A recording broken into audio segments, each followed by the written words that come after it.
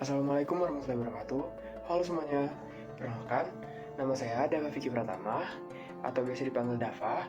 Saya merupakan salah satu mahasiswa baru Fakultas Kedokteran dan Ilmu Kesehatan dari Universitas Bengkulu tahun ajaran 2024. Kali ini, saya akan membuat tugas video pembelajaran pendidikan kewarganegaraan, di mana saya akan memberikan penjelasan ataupun pendapat saya serta opini saya dan juga beberapa fakta terkait dua submateri, yaitu demokrasi dan hak asasi manusia yang terjadi di Indonesia.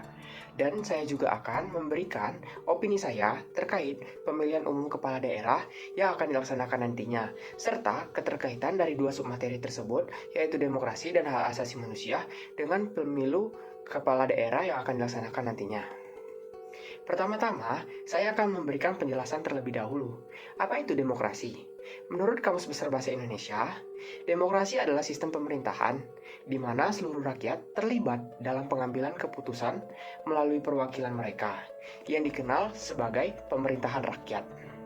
Menurut salah satu pakar yaitu Abraham Lincoln, mengartikan bahwasannya demokrasi adalah pemerintahan dari rakyat, oleh rakyat, dan untuk rakyat. Kemudian, dari Sidney Hook mengartikan bahwasannya demokrasi merupakan bentuk pemerintahan di mana keputusan-keputusan pemerintahan yang penting, baik secara langsung maupun tidak langsung, didasarkan pada kesepakatan mayoritas yang diberikan secara bebas dari rakyat-rakyat yang sudah dewasa. Di Indonesia sendiri, ada beberapa masa dibagi menjadi 4 masa, di mana masa pertama yaitu demokrasi konstitusional yang terjadi di tahun 1945 sampai 1940. Nah, di masa ini peranan parlemen dan partai sangatlah menonjol. Lalu di masa kedua yaitu demokrasi terpimpin 1959 sampai 1965, dimulainya masa yang ditandai dengan dikeluarkannya dekret presiden. Dalam praktiknya, masa ini berakhir dengan peristiwanya G30S PKI, atau mungkin kalian sudah tahu yang terjadi pada tanggal 30 September 1965. Lalu, yang di masa ketiga, yaitu demokrasi Pancasila yang terjadi pada tahun 1965 hingga 1998, dari mana secara garis besar masa ini menggunakan landasan demokrasi konstitusional yang menonjolkan sistem presidensial, dan juga pada masa keempat yaitu demokrasi pasca reformasi 1998 hingga sekarang ini, di mana masa keempat ini cenderung mengalami banyak perubahan, yaitu partai-partai politik baru bermunculan, pemilu pun dilaksanakan secara langsung dan rutin. Selanjutnya, meskipun Indonesia secara formal menganut sistem demokrasi, ada beberapa pelanggaran ataupun tantangan yang kerap terjadi, serta dapat menghambat implementasi demokrasi secara ideal. Nah, di sini saya akan memberikan kritik ataupun mungkin saran terkait yang terjadi dalam pelanggaran-pelanggaran demokrasi yang ada di Indonesia sekarang. Nah, dalam konteks demokrasi di Indonesia, mungkin ada beberapa peraturan dan prinsip yang sering dianggap dilanggar terkait pelaksanaan demokrasi yang melibatkan hak-hak dasar, transparansi, ataupun integritas lembaga-lembaga demokrasi. Mungkin saya akan langsung membacakan beberapa pelanggaran yang mungkin sering dikaitkan dengan peraturan dan prinsip yang seharusnya dijunjung dalam negara demokratis. Yang pertama yaitu pelanggaran kebebasan berekspresi. Pada pasal 28E Undang-Undang Dasar 1945, Undang-Undang Informasi dan Transaksi Elektronik atau UU ITE. Salah satu undang-undang yang banyak dikritik karena digunakan untuk membatasi kebebasan berekspresi dan pendapat, yaitu pasal 28E ayat 3 UUD 1945, di mana pasal ini menjamin hak setiap orang untuk berserikat, berkumpul, dan mengeluarkan pendapat. Namun, UU ITE ini sering digunakan untuk mempidanakan individu yang mengkritik pemerintah, pejabat, ataupun kelompok tertentu yang melanggar prinsip kebebasan berbicara dalam demokrasi. Undang-undang ini sering digunakan untuk mengkriminalisasi kebebasan berekspresi, terutama di media sosial. Banyak aktivis, jurnalis, atau bahkan masyarakat umum yang dijerat pasal pencemaran nama baik atas penghinaan, padahal kritik-kritik mereka ataupun saran-saran dari mereka adalah elemen yang penting dalam demokrasi. Lalu, yang kedua yaitu tentang politik uang. Mungkin tidak asing kedengarannya, di mana politik uang sudah banyak terjadi di negara kita saat ini, di mana politik uang ini menjadi masalah yang sering merusak kualitas demokrasi di Indonesia. pemberian uang atau barang kepada pemilih untuk mempengaruhi pilihan mereka dalam pemilu sudah jelas melanggar prinsip-prinsip demokrasi yang mengedepankan kebebasan dan kejujuran dalam memilih. Hal ini juga mungkin terkait dengan pemilihan umum kepala daerah yang saya sampaikan sebelumnya, yaitu Undang-Undang Dasar Nomor 7 Tahun 2017 tentang pemilu. Lalu, yang ketiga, yaitu terkait dengan kebebasan pers, yaitu Undang-Undang Nomor 40 Tahun 1999 tentang pers, di mana kebebasan pers dijamin oleh UU tersebut. Namun, masih ada pelanggaran berupa tekanan atau bahkan intimidasi terhadap media yang meliput isu-isu sensitif. Selain itu, ada laporan tentang pelanggaran berita atau pembatasan akses terhadap informasi tertentu yang merugikan demokrasi dan hak publik untuk mendapatkan suatu informasi. Selanjutnya, ada kebebasan berkumpul dan berserikat yang lagi-lagi diatur oleh pasal 28 UUD 1945 serta UU nomor 9 tahun 1998, di mana hak untuk berkumpul dan berserikat serta menyampaikan pendapat di muka umum dijamin oleh pasal tersebut. Akan tetapi, lagi-lagi ada banyak kasus di mana demokrasi atau aksi protes dibubarkan secara paksa oleh aparat keamanan dengan kekerasan yang berlebihan, di mana menurut saya hal tersebut sudah sangat berlebihan, sudah melanggar hak asasi mereka untuk berpartisipasi dalam kehidupan berpolitik di negara Indonesia, di mana negara yang merupakan tanah air mereka itu sendiri. Selanjutnya yaitu mungkin terkait yang sudah sering kita dengar, yaitu korupsi dan penyalahgunaan kekuasaan. Nah, ini terkait dengan korupsi yang melanggar UU nomor 31 tahun 1999. Teman-teman tahu bahwasanya tentang pemberantasan tindak pidana korupsi serta prinsip-prinsip transparansi serta akuntabilitas dalam pemerintahan demokratis itu perlu ada.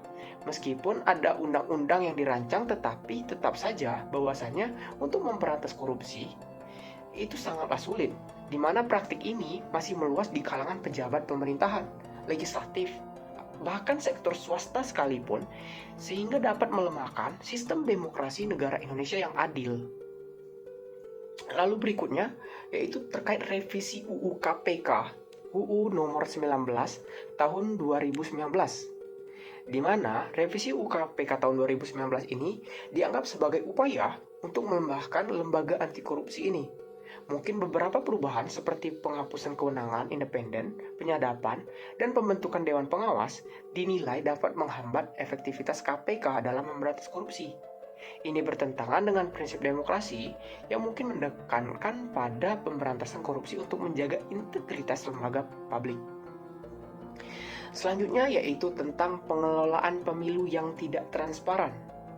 Berdasarkan Undang-Undang Nomor 7 Tahun 2017 tentang pemilu, bahwasannya ada kasus-kasus di mana pengelolaan pemilu ini dianggap tidak transparan atau penuh dengan kecurangan. Ini melanggar UU tersebut yang menekankan pada pemilihan yang adil dan jujur. Lagi-lagi, praktik seperti ini merupakan penggelembungan suara, manipulasi hasil, dan juga terdapat ketidakberesan dalam daftar pemilih yang masih menjadi masalah dalam pemilu di Indonesia sampai sekarang ini. Hal ini berkaitan lagi dengan apa yang saya sampaikan pada awal, yaitu terkait pemilihan kepala daerah. Selanjutnya yaitu pelanggaran hak buruh, Undang-Undang Nomor 13 Tahun 2003, di mana hal ini membahas bahwasannya pelanggaran terhadap hak-hak buruh juga sering terjadi sampai sekarang, termasuk kondisi kerja yang tidak manusiawi, upah yang tidak layak, dan juga penindasan terhadap serikat pekerja. UU Ketenagakerjaan seharusnya melindungi hak-hak para buruh, tetapi dalam praktiknya, dalam kenyataannya, banyak buruh yang masih diperlakukan tidak adil, terutama dalam sektor industri dan juga manufaktur.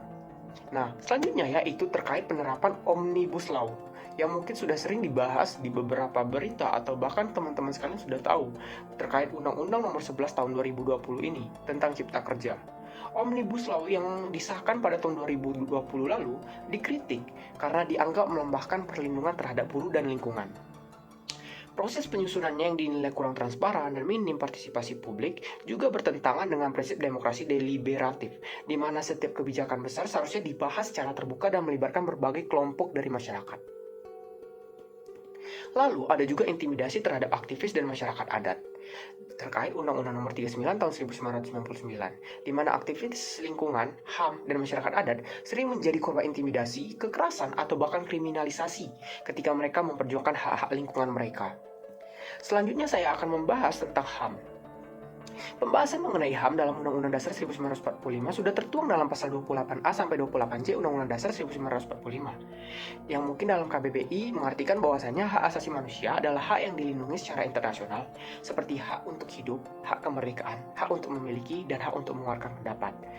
Mungkin saya akan langsung membahas bahwasannya terkait apa yang harus saya kritik ataupun opini saya terhadap konteks pelanggaran hak asasi manusia ini, di mana beberapa peraturan yang prinsipnya sering dilanggar dapat dikatakan dengan berbagai kebijakan dan tindakan ini tidak menghormati atau tidak melindungi hak dasar individu dan kelompok. Yang mungkin sering kali dengar yaitu pelanggaran hak-hak minoritas agama, di mana dibahas dalam Undang-Undang Dasar 1945 pasal 28I dan UU Nomor 39 Tahun 1999, bahwasannya HAM menjamin hak setiap warga negara untuk bebas dari diskriminasi atas dasar agama, ras, ataupun keyakinan. Namun diskriminasi ini tetap saja terjadi terhadap kelompok-kelompok minoritas agama.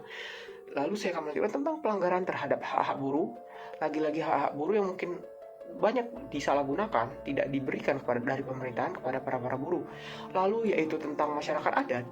Sesuai saya sampaikan sebelumnya, mungkin akan langsung saya bahas tentang terkait kekerasan atau intimidasi terhadap para aktivis hak asasi manusia dan lingkungan, di mana kekerasan ini masih sering terjadi, yaitu di lingkungan jurnalis maupun lingkungan lain-lainnya terhadap intimidasi dan kekerasan fisik karena mengadvokasikan isu-isu sensitif seperti kerusakan lingkungan ataupun pelanggaran HAM. Selanjutnya itu pelanggaran terhadap hak asasi anak, di mana masih banyak hak-hak atas anak yang belum terpenuhi, dan juga ada pembatasan terhadap hak untuk berkumpul dan berserikat, serta adanya pelanggaran dalam penanganan konflik Papua. Nah, di mana hal ini berkaitan dengan pasal 28 tentang hak asasi manusia, melindungi hak dasar setiap warga negara termasuk hak atas kehidupan dan lain-lainnya.